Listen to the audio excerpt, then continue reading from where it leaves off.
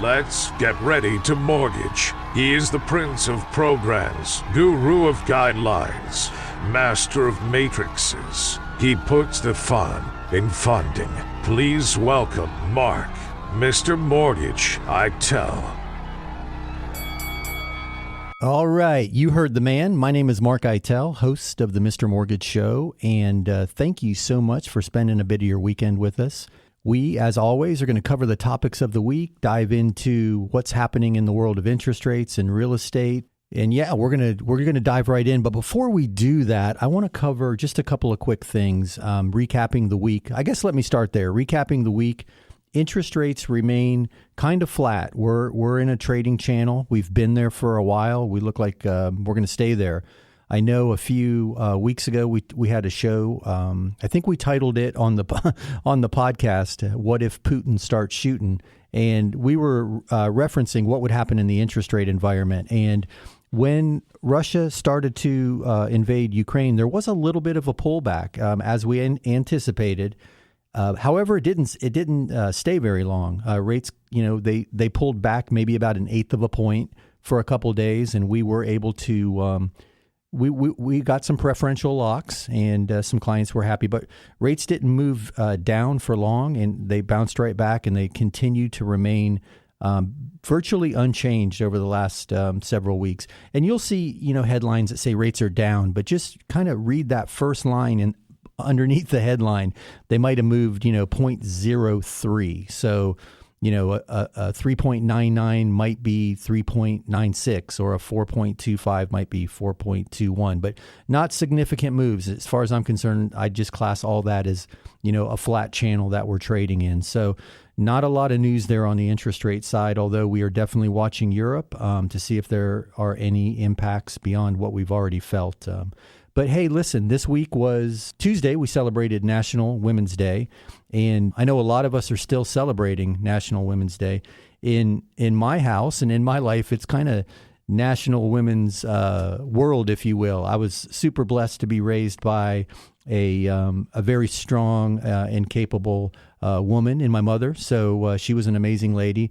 And I've been blessed to be surrounded by strong women my entire life. So Mrs. Mortgage is one heck of a woman, and I'm blessed to have her in my life. But yeah, in celebration of the National Women's Week, let's call it, and the sisterhood that is contained within, I did a little research, and I found it super interesting that there are more single women who own real estate than single men in the primary residential space. So I found that really interesting, because if you dig a little bit deeper, these ladies are doing it with less. The average female income for the same job is 84%, as per the study that I read. So doing the same job with less income, and they're out there purchasing more property and making it happen. There are 53% of homeowners are single women households. So found that super interesting. One more thing that we can celebrate about the ladies. So just thank you, ladies, for keeping us men in line. And in the world of real estate, there are a lot of powerful women. So we celebrate you, and thank you for allowing us to share your space. So also this week, we saw a report released that mortgage applications crept back up almost 9% in the reporting period. And that was interesting, because interest rates continue to have slight upward pressure, and we're, in some cases, a full half a point or 3/4 of a point over where we were, just a couple months ago. But I think people are seeing a newfound urgency to jump into the market. They don't want to miss out. They see rates going up, which is also impacting their purchasing power.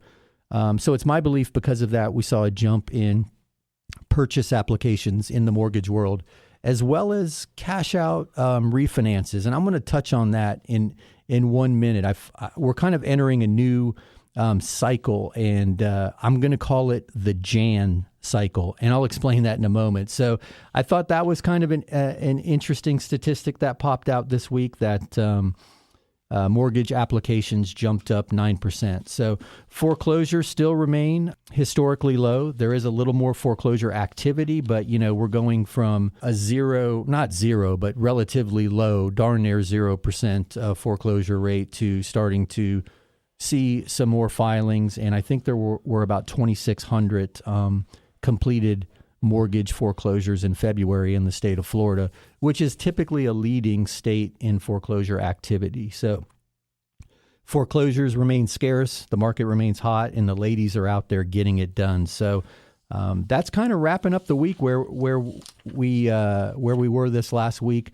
And let me jump into that Jan phenomenon, if you will. I don't know how many of you grew up watching the Brady Bunch or had kids that watched the Brady Bunch, but if I remember correctly, the middle sister was Jan, and there are a lot of homeowners like Jan out there right now. What do I mean by that? Well, you don't really want to sell. You're kind of stuck in this middle, right? You want to capitalize on the equity, and it's a great time to do so, but you look around at what's available to then go purchase, and you're thinking, wow, there's not anything that I like better out there, certainly not for the price points. And I know that's not everybody's case, but a lot of people that I talk to are in that space where they really love their neighborhood, but they're sitting on significant equity, and they're thinking to themselves, man, what an amazing time to sell my property and go out there and buy a bigger, more beautiful property. But then they start looking and realize, wow, well, wait a minute, if I sell my house for $800,000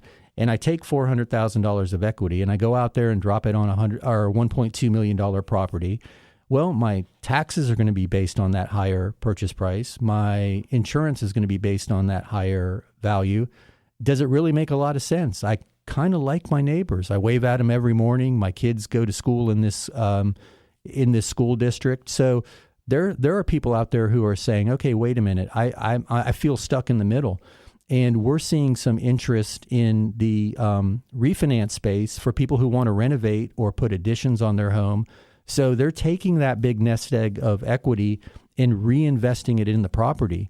And they're adding a bedroom or a bathroom or remodeling the kitchen and making the home that's in the neighborhood they already love, surrounded by the people they already love, and they're turning it into that home that they once fell in love with, and they're loving it all over again. So kind of interesting to see that happen in the marketplace, that there's that component of the market that really would like to live in a nicer home, if you will, from an amenity standpoint, but they don't want to pay for it, so they're going to do it in the form of renovations or an addition. And we looked at the top ways to increase the value of your property. I talked to Peter and his team over at SoFlo Appraisal. You hear me advertising for Peter's company a lot. And we had just a real casual discussion about where you can invest in your property to get the net gains, right? So we all know a pool's not the place. Very rarely can you recoup the cost of a pool. But, a new kitchen, a new bathroom, and by new I mean renovated, certainly can add to the value of the property. But adding living square footage, so adding an extra bedroom or an extra bathroom, improving the functionality of the home as well as the styling of the home, right? As I just mentioned with the kitchen and bath, there you're going to get some value. And then from the insurance side of things, we had the discussion, where are you going to get savings from improving the property? And the obvious jump out points are the roof and upgrading to impact windows. So I just share all that because this is kind of an undercurrent of this market. There's a lot of people who have significant newfound equity wealth, and they find themselves in a position where they really don't want to move, but they're enticed to do something with that equity. So if you're not one of those people who just want to sit on that nest egg for a long period of time and you want to use it to better your home, we're seeing that. We're seeing that Jan cycle in the market where we're doing the cash out refis for property improvement. So, and you hear me talk about the rec loan all the time. That's never going away. You can always cash out to pay things off, like consumer debt, pay off a car, motorcycle, boat, whatever the case may be. So you hear that police car sneaking up behind me. That means we're going to run to a break. On the other side of this, we're going to jump into some questions, and you can shoot your questions to the Anytime hotline, 561-291-8569. That's 561-291-8569, or visit the web, mr.mortgage. Thank you.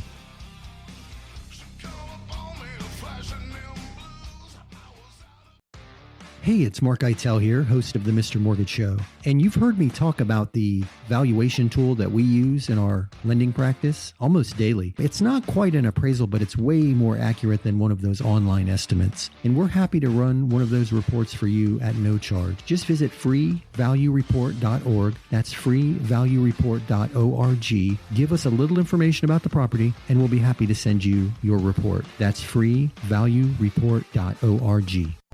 Here's another 5-star review. My wife and I own a small business. And the way our accountant file our taxes, we don't show much income on tax returns. Because of this, it looks as if we don't make the money. This was a problem for our bank when we applied for a mortgage. But not for Mark. He verifies our income by using our monthly bank statements.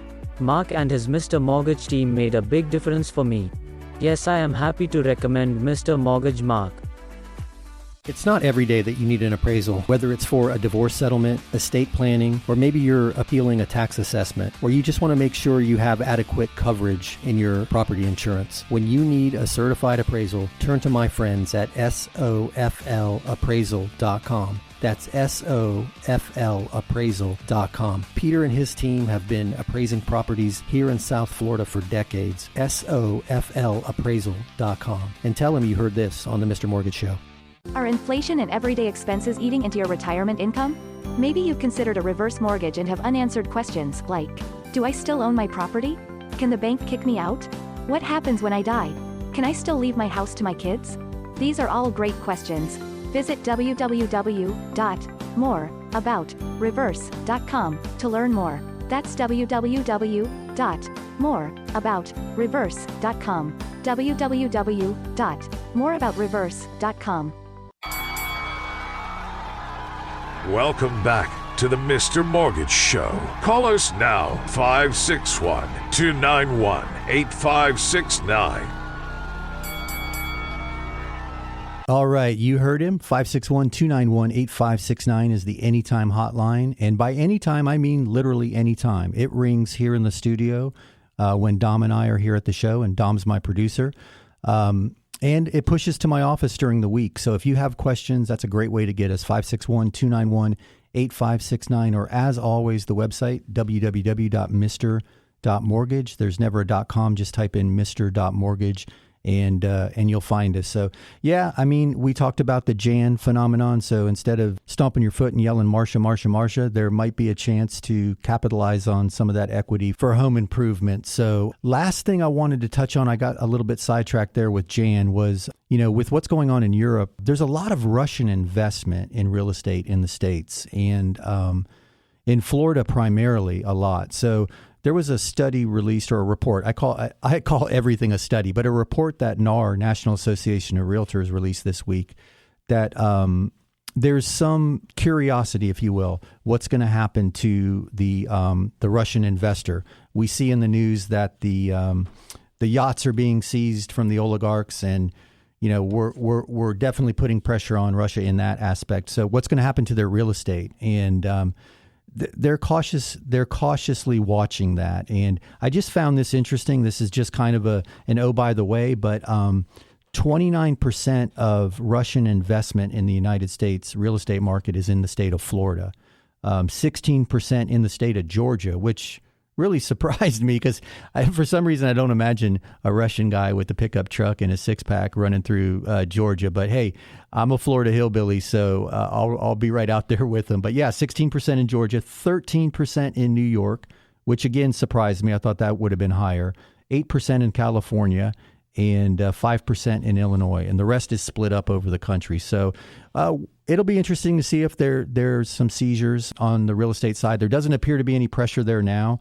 There was a report in Forbes magazine. Dolly Lentz is one of the top, mega agents for that multi-million-dollar international investor, and she was quoted as saying she's getting a lot of phone calls from Russian clients who are wondering if now is a good time to sell. So if you got 15 or 20 million laying around and you want to pick up a deal, you might want to give one of your Russian buddies a call and take that property off his hands. But we'll keep you up to date with that. It's just kind of a byproduct of the international world that we live in, and in the Florida real estate market in particular, there's a lot of international players. But so as promised, we're going to jump into questions. I know Dom is alerting me that we got one queued up, so I'm going to throw it over to Dom.